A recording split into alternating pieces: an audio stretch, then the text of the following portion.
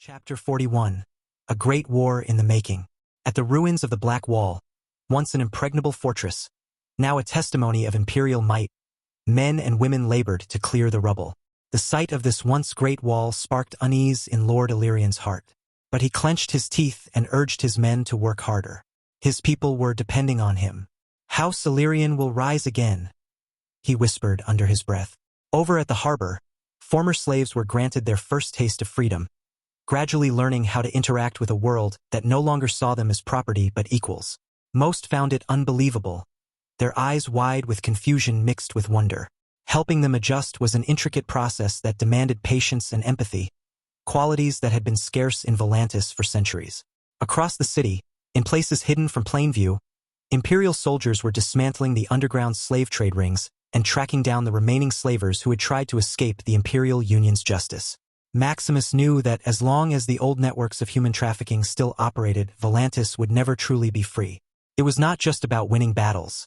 It was about eradicating the poison that had corroded the soul of the city for centuries. Before heading to Slaver's Bay, Maximus had established a 3-month plan to establish control over Volantis before his next campaign. The plan was to build more ships for the Navy over the 3-month period and amass his army which he would take to conquer Slaver's Bay. Faraday had already reported that Slaver's Bay had already gotten word of their defeat at the Battle of the Rhoyne, which made them very agitated as they anticipated their victory over the savages of Heaven's Reach. The great masters of Astapor, Yunkai, and Myrine had convened to discuss their strategy against the recent victory of the Imperial Union in Volantis. Talks of raising more armies and bolstering fortifications filled their chambers. The crushing defeat at the Battle of Rhoyne, which nobody returned from, served as a grim reminder of what lay ahead should they fail to prepare adequately. Slaves were worked harder than ever, and even more were forced to pick up the sword and fight. The cities of Mantares, Illyria, and Tolos were invited to join the Three Cities Alliance. A few months ago, when the Three Cities army first marched off, the other 3 cities in the region didn't think it was necessary to join the alliance, as they thought the Three Cities Alliance would be able to take care of a few savages without any problem. However, as news of their defeat reached them, their minds changed. The cities of Mantares, Illyria, and Tolos convened their own meetings, whispering behind closed doors. Fear hung heavy over these cities. The fall of Volantis was only a prelude to what was to come of their own downfall should they fail to acknowledge the threat of the savages from the west. "They're monsters," one master uttered during a meeting in Tolos, his hand fiddling with the edge of his robe. "We've all heard the stories." "Indeed, we have heard the stories, and if I am to believe the stories, then we can assume that this Imperial Union is trying to recreate the Valyrian freehold," replied another master. "But these people are not Valyrian, and I will not bow my head to them in any way." The other master agreed with this statement, and a general consensus was reached that they would ally themselves with the Three Cities Alliance to prepare to defend themselves against the western savages. Maximus, far removed from the whispers in the chambers of the Three Cities, was deep in the strategy of consolidating his rule over Volantis and its surrounding region and preparing for the next stage of his conquest. But the news from Slaver's Bay was troubling, and his intelligence network in Essos reported that the great masters of Astapor, Yunkai, and Myrine were already preparing to continue their war. The defeat at the Battle of the Rhoyne, a stunning blow that had sent shockwaves throughout the region, had only hardened their resolve to defend their corrupt, entrenched system of slavery. In the heart of Volantis, Maximus stood before a map spread across a grand table in the command center of his new headquarters, which was to become the center of power for the city. The city around him was still reeling from its fall, but in his eyes, it was a canvas, waiting to be reshaped. The massive fortress of the Black Wall was just one piece of the puzzle. They had already begun the work of reconstruction and even introduced the first steps in abolishing slavery. The Red Priests were completely eradicated alongside their slave soldiers known as the Fiery Hand, as Maximus didn't want another powerful figure to emerge from one of them. In its place, a temple to worship Mother Rhoyne would be established. Maximus wanted to establish a new religion which would replace the widespread R'hllor religion. The R'hllor religion would be branded a hostile religion due to its practice of sacrifices and the overall ideas of the religion. Any worshippers of R'hllor would not be outright killed, but their religion would not be protected under imperial law and will not be able to establish or have temples within any territory conquered or claimed by the Imperial Union. Simply put, one could worship R'hllor in any imperial city, but they won't be allowed to establish temples, open preach their religion's ideas, or influence others to join their faith. Religious freedom was important, But Maximus also knew the dangers of insidious ideologies worming their way into the society that he was trying to create. He needed unity, not fragmented loyalties. Lawless following would be allowed to persist, but in silence. "Your Excellency, I have another matter to discuss." A voice broke through his thoughts. It was Faraday, his master of shadows, who entered the room with a slight bow. "Speak, Faraday," he commanded. "The 3 cities have begun amassing forces," Faraday said, his expression serious. "They fear the rise of the Imperial Union, and their emissaries are already en route to the cities of Mantares, Illyria, and Tolos. They believe the destruction of Volantis is just the beginning, and they are preparing for a great war." Maximus exhaled, the weight of the situation settling over him. "Do they think they can stop us?" he muttered, his gaze returning to the map that was laid out on the table next to him. "They believe they can," Faraday replied, his voice low, "and they have the resources to put up a fight. Slavers Bay is the key, and they are fortifying their positions. If we strike too soon, we risk drawing all of them into battle. But if we wait too long, the alliance will solidify, and they will become a formidable foe." Maximus nodded slowly. "The alliance will break eventually.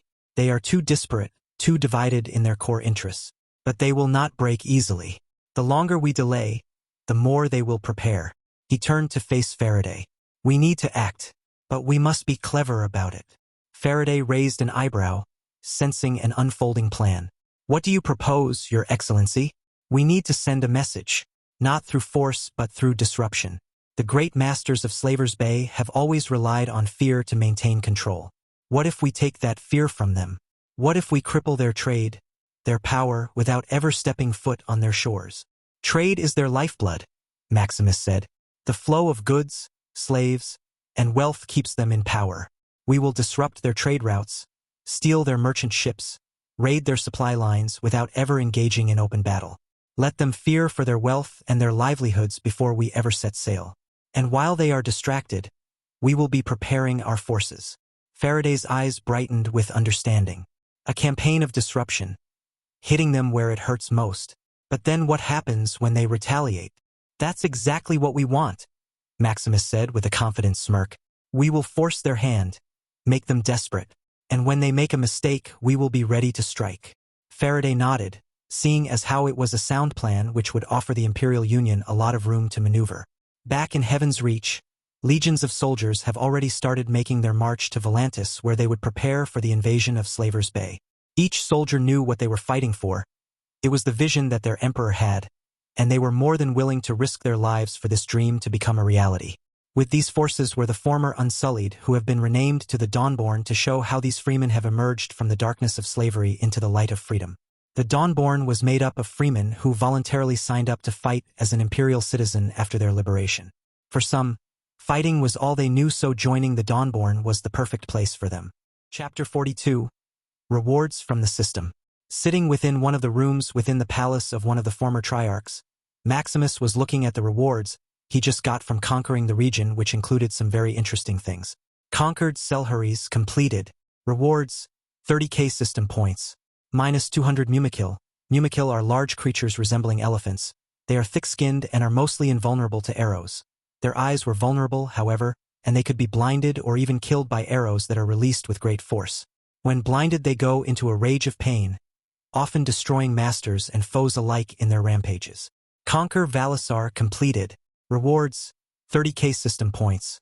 Minus 500 Blackguard of Nagarond. The Blackguard, formerly the Blackguard of Nagarond, are the elite personal honor guard of the Witch King Malekith, ruler of Nagaroth, based in the Dark Elves' capital city of Nagarond in the Warhammer verse, who will answer to no one but Maximus. Conquer Volan Theris completed. Rewards, 30k system points. Minus 100 Black Wings. The Black Wings, also referred to as Nazgul birds, Hellhawks, and Fell beasts, were the winged creatures of Mordor ridden by the Nazgul and are able to fly at immense speeds. Though they were bird-like in form, they were much bigger and more monstrous than any true bird and had some reptilian features. Conquer Volantis. Rewards, 60k system points. Magic with training, able to use various elements of magic, which will increase in power the more proficient the user becomes. Minus 5k heavy dwarven infantry, more available for purchase within the system store. Bonus quest. Established control over the Roin completed. Rewards, 10 Griffin mounts, more available for purchase within the system store. -1x powerful character summon. There were no words that could explain the expression on Maximus's face at this moment. In fact, he was glad that he was within the room by himself, or one of his guards would have thought that he was going crazy or something. In total, he gained 150k system points from all the quests he completed, as well as numerous powerful new soldiers. But first thing first, he focused on the powerful character summon first before he looked at the other stuff. Clicking the summon button, a light enveloped the room lasting for a few seconds before it disappeared, revealing the new summon standing in front of Maximus. "My lord, I am Merlin, your loyal servant from now on until the end of my life," stated Merlin as she knelt on one knee showing respect to Maximus. Hearing who it was he summoned, Maximus was very intrigued indeed. Merlin, the legendary sorcerer from Arthurian legend, was now kneeling before him as a loyal servant. "Rise, Merlin," Maximus commanded. "I will require your magic and counsel in the upcoming times." "My lord," Merlin said, rising gracefully, "I will stand by your side and provide as much counsel as I can on any matter you require assistance in." "Good. I'll appoint you as my personal assistant then, and formally give you a position sometime in the future," explained Maximus. Merlin nodded, accepting her role with great enthusiasm.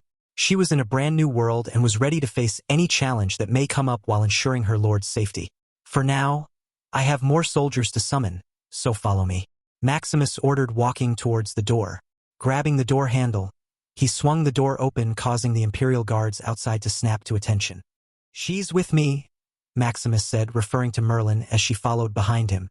Not questioning this mysterious person, they followed Maximus, escorting him until he got to the entrance. Walking out of the palace, a few more Imperial guards joined his escort. Outside, it was around noon and the streets of Volantis were busy with people walking around and trying to go about their daily activities despite the recent war. Even though they were now ruled by a new power, the people still needed to feed themselves and make money. The old Volantis currency was still being used until the Imperial Bank gets established within the city, which is going to take a few months. So, to mediate this issue, people and merchants were allowed to continue using their old currency for the next 5 years. After that, the old currency of Volantis would no longer be accepted. Just outside of the palace was carriage that Maximus used to move around the city since it would be too much to always fly, especially when where he wanted to go wasn't that far. Boarding the carriage, he proceeded to one of the gathering places that was used by the Tigers when they were preparing for war. The area was big enough to summon all the soldiers and creatures that he just got rewarded with from the system. The trip took about 20 minutes as they had to navigate the traffic of Volantis, which was a lot due to the massive reforms which were constantly being introduced. Exiting the carriage, he walked to the opening, which was out of public view, and began to summon the other soldiers and creatures that he got from the system. The first thing he summoned was the 200 Mumikil. The sight of the massive beasts appearing from thin air was awe-inspiring, with many Imperial guards gawking in utter disbelief.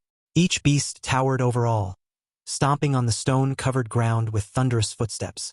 Their long-curled tusks were a force to reckon with, enough to demolish any obstruction or enemy that dared to stand in their way. Next came the Black Guard of Nagarond. 500 dark elves cloaked in menacing black armor appeared, with some holding spears in their hands and swords on their waist, others holding massive halberds with a sword on their waist. An aura of pure darkness enveloped them, which could send shivers down one's spine. Next were the 100 Black Wings. These large bird-like creatures were a terrifying sight, with their ragged wings spread wide and eerie shrieks echoing around. With their intensely intimidating presence, Maximus could see them wreaking havoc on the battlefield once the fighting started. Lastly, Maximus summoned the 5k heavy dwarven infantry and the 10 griffins. Stout and muscular figures armed with short swords and shields stepped forward. Despite their short stature, they were warriors who could contend against any foe with no problem at all. As for Merlin, she watched these summons with wide-eyed astonishment but didn't comment on anything. After summoning everything, Maximus began to organize the new summons. The dwarven infantry were to establish a small camp right in this clearing, while the Mumikil were directed to the outskirts of the city, where they would be less threatening to the populace. Instructions were given to their handlers to keep them disciplined and under control. The Black Wings who obeyed Maximus's commands would be taken to where Nixer arrested, where they would become a part of the Imperial Air Forces. Riders would have to be trained and chosen carefully for these fell beasts, as they would become the shock troops in the air, where speed and fear were their greatest weapons. The Black Guard of Nagarond were stationed close to Maximus' personal quarters within the palace, serving as an additional force to his personal bodyguards. The Griffins were given freedom to fly around as Maximus was informed by the system that as long as they are adequately fed, they won't randomly eat people unless ordered to. As orders were given and set into motion, the people watched in trepidation and awe as these new creatures roamed through their city. The sight of dragons flying overhead was already a terror, and now more dragon-like creatures were flying around. But seeing as how they weren't harming the people, their fears didn't stop them from still walking through the streets of Volantis. With these new summons, he couldn't wait to use them in addition to his other forces during the battles that would take place in Slaver's Bay. Chapter 43. The March to War. King's Landing. Current year, 287 AC. Sitting within the small council chamber, the members of the small council sat in wait for King Robert to arrive. A few minutes later, King Robert, who had been drinking heavily the previous night, had arrived followed by his Kingsguard. Swaying slightly, he rumbled into the room, the heavy thud of his boots echoing off the walls. A heavy sigh left Robert's lips as he sank into his chair at the head of the table. "What news from Essos? How goes the negotiations with the Emperor?" Robert asked, looking at Jon Arryn. "From the message I just received, it seems that Lord Tyrell and Ser Davos have yet to meet directly with the Emperor because of the current war going on against slavery in the region," informed Jon Arryn. "I did hear about that. The Imperials are waging war against the slavers. But what does this have to do with the Emperor?" Robert asked, confused on how a war would make it difficult to see the Emperor. "It's because the Emperor himself is leading the war effort and is away from the capital. So far, Lord Tyrell and Ser Davos has only been able to meet with Vizier Ianwi, who holds a relatively high position within the Imperial Union but have not managed to make any more progress than that," stated Jon Arryn. Grand Maester Pycelle, who is not known for his patience, did not take this news well. "My king," he finally spoke, his voice dry due to old age.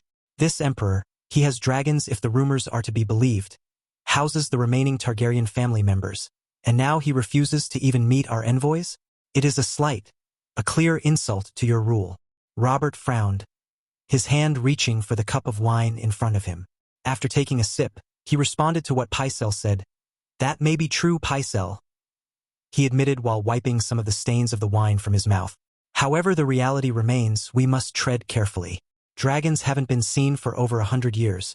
Just the rumors of dragons, which have been confirmed to be true by various little birds, forces us to watch our actions." Stannis, who was quiet, had chimed in, offering more information on the matter. "There are more than just dragons. There are apparently strange creatures as well, people who can utilize magic."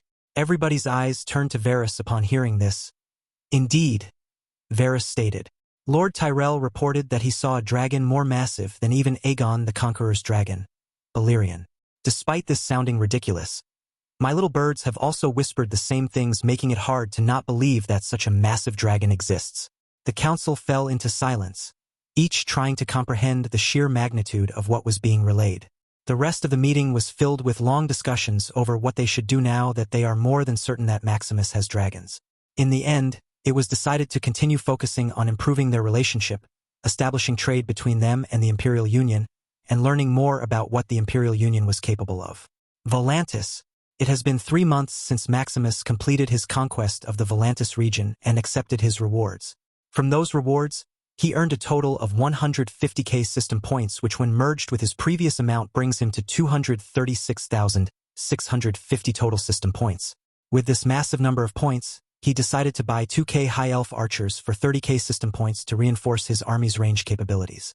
Now he had the Dothraki riders who wielded archers on horseback with elven archers who could rain down arrows on enemies from a farther range than the Dothraki riders could. Now marching through the gates of Volantis, Maximus was standing beside Nyxera as she laid on the ground beside him. In front of them, the Eternal Legion, which is Maximus's own royal army, marched forward. 100k soldiers made up of very diverse soldiers marched together as one. Above the Legion, the Griffins and Black Wings flew overhead, creating shadows on the ground below. After them were the Mumakil, shaking the ground beneath their heavy footsteps, and the Dwarven infantry marched in disciplined ranks. Merlin was flying overhead on one of the Griffins as she was placed in charge of the other flying creatures, since as of now, they didn't have any riders that were trained. The long line of soldiers continued to pour out of the city, leaving a garrison of 10k soldiers to continue enforcing order within the city. The Shadowhand had a major presence within the city to ensure that the noble families and people didn't attempt to overthrow imperial rule. Back to Maximus, standing next to him and Nyxera was Lilith and her subordinate witches who were all assigned a griffin to ride. Once most of the legion had passed, Maximus got on top of Nyxera, who continued to lay her head on ground. Maximus's voice lowered to a whisper as leaned down towards Nyxera's head. "Ready, Nyxera?" With a slight rumble from Nyxera, she lifted her head off the ground. "Are we finally going to get rid of those slavers?" she asked. "Yep, the time has finally come," he responded. "What about those other cities to the west that practice slavery?" She questioned, since if they were going to go hard against the practice of slavery, then they might as well look to the other cities. "Those cities' time will come. In fact, after this war, I will send Alexander to conquer those cities and end the practice of slavery. It's about time," she muttered, flexing her massive wings in response. "Agreed." Maximus nodded. In the next moments, Nyxera had took off from the ground, her wings causing a strong gust of wind to form. Seeing Nyxera take off, the marching soldiers had started yelling battle cries as Maximus flew overhead. They are finally going to get rid of those slave masters in Slavers Bay who forced thousands of people to attack their empire. The overall morale was high, and they were prepared to die if needed. Chapter 44. Gulf of Grief. The Gulf of Grief is a large gulf leading into Slavers Bay off the southern coast of Essos. For the past 3 months, the gulf has been blocked by the Imperial Navy under the command of Admiral Thorn. Using the new ship of the line ships, she blockaded the gulf, preventing Slavers Bay from continuing their slave trade with the other free cities such as Mir, Lys, and Tyros, as well as the Far East. In the span of 3 months, dozens of ships have been boarded and captured, freeing thousands of slaves and arresting dozens of slavers. The Masters Alliance, which encompassed not only Astapor, Marine, and Yunkai, but also the cities of Mantares, Illyria, and Tolos, had created a fleet which was made up of purchased merchant vessels converted into military ships. They used this fleet to try and break the blockade 2 times so far. Both times they failed, losing a total of 200 ships while the Imperial Navy only lost 5. Admiral Thorn was standing on the deck of her flagship called the Imperial Fury, which is a massive first-rate ship that weighed 2,000 tons, was 55 meters long, had a crew of 1,000 sailors, and contained around 140 guns. It was a massive behemoth of a ship that had sunk 32 of the 200 enemy ships so far. Alongside the Imperial Fury were 3 second rates, 10 fourth rates, 25th rates, and 56th rates for a total of 83 ships. When compared to the Masters Alliance fleet, its size was lacking, but it more than made up for it in its technology and firepower. She was facing the direction of where Slavers Bay was at to watch for any incoming enemy ships. As an admiral, normally one would find her in a cabin doing some paperwork or just relaxing until the enemy showed up, but she found that to be boring and preferred to stand amongst her men, whom she has earned the respect and loyalty of since her appointment as admiral. Standing next to her was Vice Admiral Garrick, a man whom she appointed herself after he proved himself in both the Battle of the Rhoyne River and the Battle for Volantis. Taking her gaze from the horizon, she turned to her right. "Garrick," she called. "Ensure every ship is ready for another attack. I have a feeling they're going to want to try and break through a 3rd time." "Aye, Admiral," responded with a nod before briskly departing to delegate the orders. He ordered a sailor to hoist the solid white flag, which is used to call attention from all ships in the fleet to signal a general message or upcoming order. In addition to this, a bell was also ring, prompting several other ships to ring their bell to get the attention of those ships that were far from the flagship. After the solid white flag came the solid green flag, which signaled the rest of the fleet come to 100% readiness and prepare for a potential battle. Once the green flag was raised, the rest of the ships followed suit while Garrick returned to Admiral Thorn's side to update her as she was looking through her telescope. "The fleet has received your orders, ma'am, and should be ready within the next 4 minutes, informed Garrick. This was the time limit that they were trained to meet in order to increase their response and readiness in case of emergencies. Thorn put down her telescope for a second to look around and see majority of the other ships already raising their green flag in response to her orders, which indicated that their ship was ready for action. "Good, because the enemy are already making their move again," she replied, handing the telescope over to Garrick, who took a look himself. He saw the Masters Alliance fleet approaching with slaves tied to the bow of the ship to try and decrease the morale of the Imperial Navy. "What utter savages!" Garrick said out loud as he saw slaves tied up looking malnourished and already on the brink of death. He handed the telescope back and clasped his hand together in prayer. "I pray that the sea spare these poor souls and offer them retribution against these slave masters," he murmured, his voice heavy with sympathy. He didn't worship any god. Instead, he worshipped the sea and wanted to be a sailor for as long as he could. Admiral Thorne's expression hardened as she took the telescope back from Garrick. Her eyes narrowed on the approaching ships. The Masters Alliance fleet had been using these despicable tactics ever since the blockade started, tying slaves to the bows of their ships, using them as human shields to deter the Imperial Navy from engaging in battle. Thorne had seen this strategy before, but she knew her duty and could only avenge those who suffered during this war so that the remaining slaves could be free. "These slavers believe they can manipulate our humanity," she said, her tone cold. "But they forget, we have no mercy for those who trade in human misery." She turned and raised her hand, signaling to the signal officer on the deck. The officer immediately called for the red flag, indicating that the fleet was to prepare for battle. "Ready the guns and man the sails," she commanded. "Let's show these masters what freemen can do against tyranny." The sailors cheered at her words for a quick moment before swiftly springing into action, uncoiling ropes and adjusting the sails. The cannons were prepped and primed, their massive barrels pointing toward the enemy. The ship rocked slightly as the wind picked up, and the crew members tightened their grips on the ropes, waiting for Thorne's signal. Vice Admiral Garrick stood by her side, his hand resting on the hilt of his sword. "Admiral, do we strike first, or wait for them to come closer?" Admiral Thorne thought for a moment before she responded. "I think this time we will strike first," she said, raising her sword in the air. Within the space between the two fleets, storms began to gather, and the waves rose higher. Lightning lashed out across the sky, casting an eerie glow upon the raging sea. The power of magic was evident, and this would be her first time showcasing it in front of the enemy. "After all, they've already been warned twice." Garrick nodded and turned to the gunners. "You heard the Admiral, men. Prepare to fire on my command."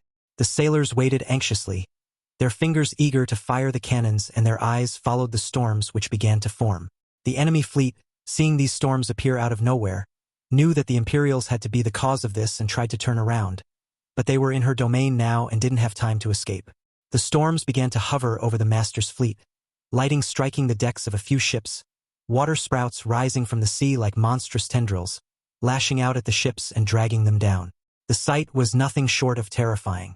Admiral Thorne's voice rang out amidst the chaos. "Fire!" The cannons of the Imperial Fury roared in unison, and the first salvo ripped through the air with a deafening boom. The blast echoed across the water as the massive, iron balls tore through the air, striking the hulls of the closest slaver ships with brutal precision. The force of the cannonballs sent plumes of water high into the air, and the first line of ships in the Master's fleet, a few converted merchant vessels, were sent spiraling to the depths with a catastrophic explosion. The Imperial fleet followed suit, their cannons tearing into the slavers' ships, sending another wave of destruction through their ranks. The wind whipped around them, and the storm that had been summoned by the magic of the Imperials grew even fiercer. Dark clouds swirled above, casting the battlefield in a sinister shade of black and gray. It was as though the sea itself was on the side of the Imperial forces. "Look at them scatter," Garrick muttered under his breath, a mixture of awe and disdain in his voice. "They thought they could break our blockade with these tricks." "They underestimated us," Thorne replied, her voice cold and calculating. Her eyes tracked the chaos on the water. "They thought we would hesitate. Now they will learn what happens when you challenge the might of the Imperial Navy and stand against His Excellency." As the Imperial ships advanced, the Master's fleet attempted to fight back. They fired their own catapults and ballistae, but nothing they fired hit as it was hampered by the storm. In the end, the Masters sent 400 ships to try and break the siege, but none of them returned, leaving thousands to drown. It was another easy victory for the Imperial Navy, which suffered 0 losses and dished out maximum damage. Chapter 45, Battle of the Sea of Sighs.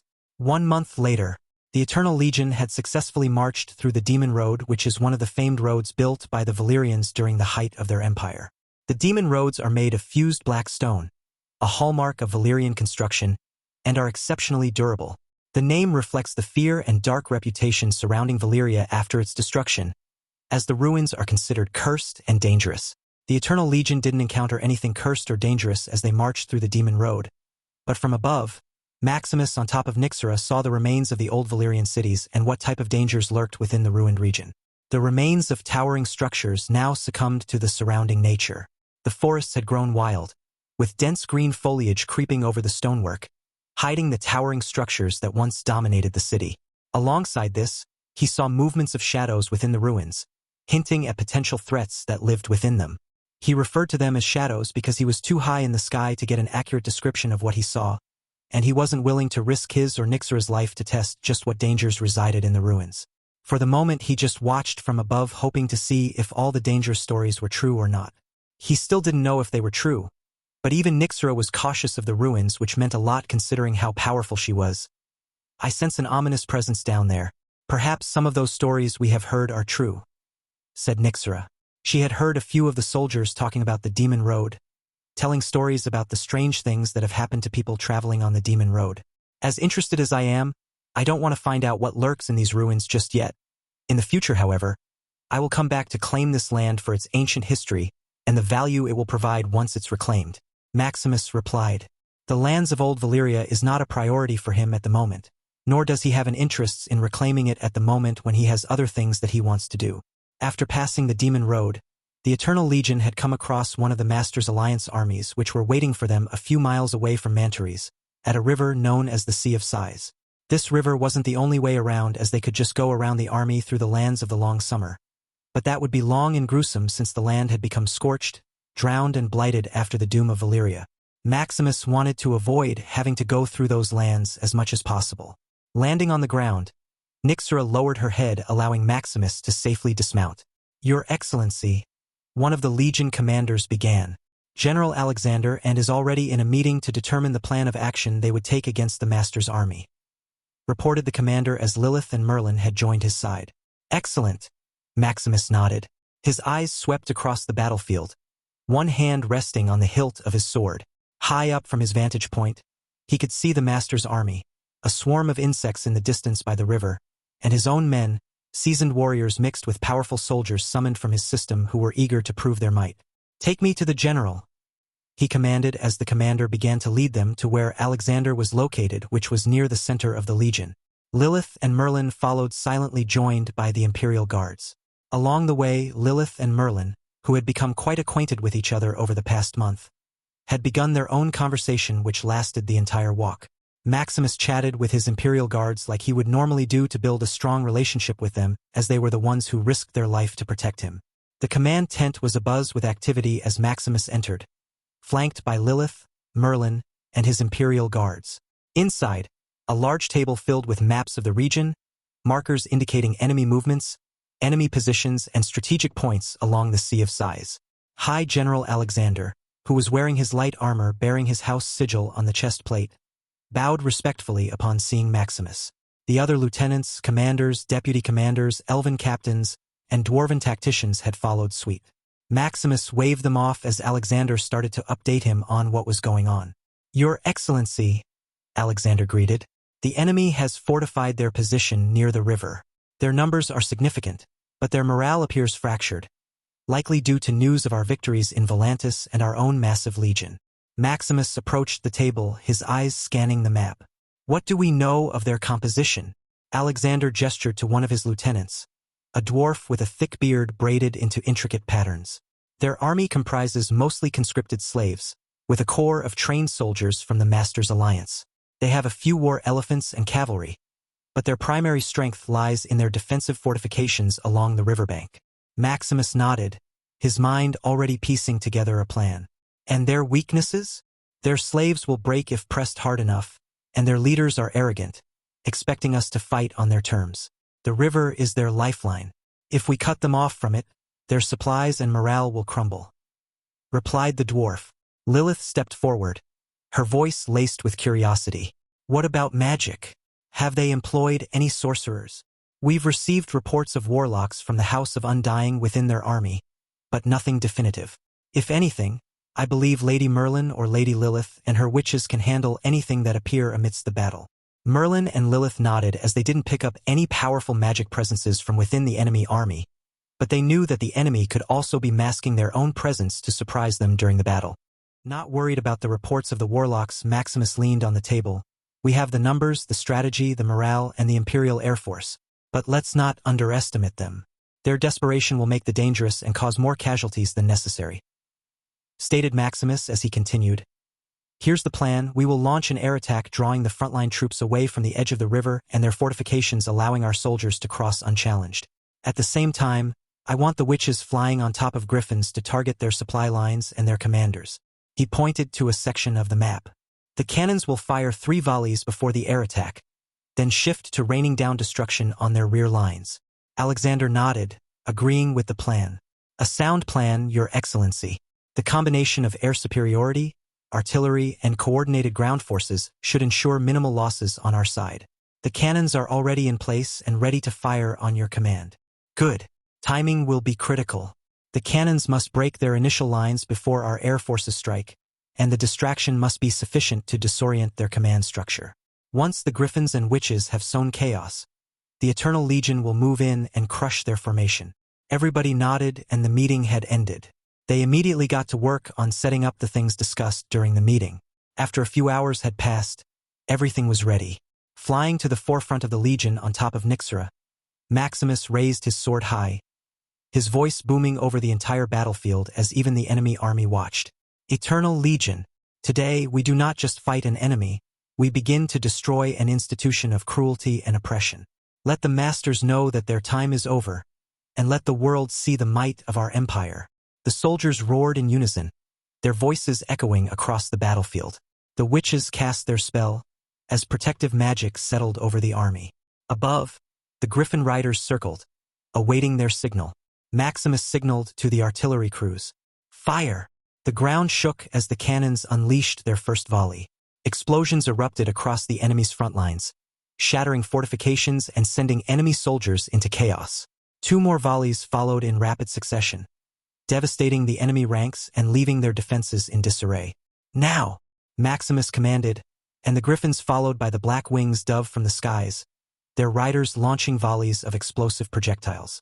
Lilith and her witches unleashed a storm of fire and shadow on the enemy supply lines, cutting off reinforcements and further demoralizing the master's forces. Nyxera roared, her massive wings creating gusts that knocked enemy soldiers off balance as Maximus led the charge. The Eternal Legion surged forward, crossing the river unopposed and slamming into the disorganized enemy ranks. The ground forces advanced swiftly, flanking the remaining enemy formations and cutting them down with ruthless efficiency. Hours later, the battlefield lay silent, save for the groans of the wounded and the crackle of dying fires. The master's army was shattered, their war elephants slain, their cavalry routed, and their commanders either dead or captured. Slaves who had been forced to fight knelt in surrender, their chains broken by the advancing imperial soldiers. Maximus stood at the center of the battlefield, his armor stained with the blood of his enemies. Nyxera stood behind him, her presence casting a shadow over the broken remains of the enemy army. Alexander approached, saluting. Victory is ours, Your Excellency. The master's forces are in full retreat, and their supply lines are in ruins. The Sea of Sighs is ours. Maximus nodded, his expression stoic. Well done, General. But this is only the beginning. Mantares and the rest of the master's alliance must fall, and with them the institution of slavery. Prepare the Legion to march. We will give the people of Slavers Bay a future to look forward to. As the soldiers cheered and the imperial banners were raised over the battlefield, Maximus turned his gaze to the east, toward the heart of the master's territory. This victory would be the first step in reshaping the region.